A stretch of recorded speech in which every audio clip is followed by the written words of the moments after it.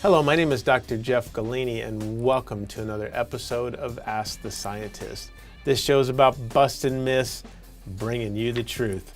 Hey, my buddy Adam from New Mexico writes, Dr. Jeff, what was it like training at Gold's Gym back in the 80s? Man, Adam, all I can say is it's nothing like it is now.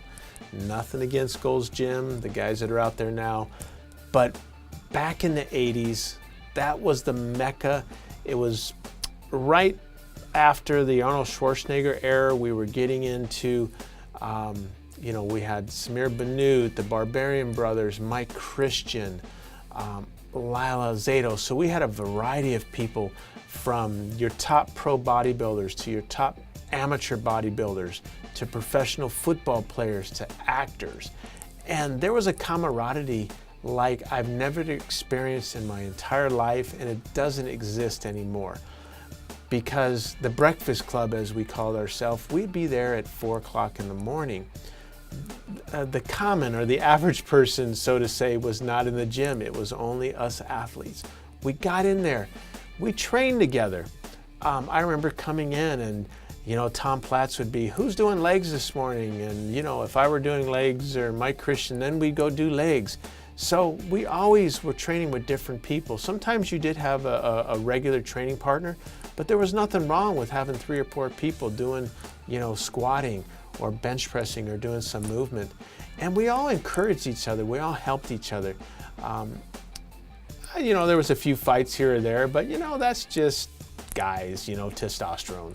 But for the most part, we all got along. We'd go to the beach, we'd go have breakfast, we'd eat together. We'd share stories, we'd help each other with our diets, our training, and even though we might have been competing against each other, in the gym we were all friends, and when we got on stage, we were still friends. I mean, it's a contest. Somebody has to win, somebody's gonna lose. And if you lost, man, you shook their hand, congratulations, because I know how hard that guy worked. I'm gonna get you next time. And that's what's missing today is people don't have good sportsmanship. They don't know how to develop gym etiquette. They don't know how to develop relationships. And that was one of the cool things about Gold's Gym in the 80s, it was just a blast. I mean, there were so many different type of people there, and it didn't matter what walk of life or how rich or how poor you were. When you walked into Gold's Gym, you were part of that Gold's Gym era.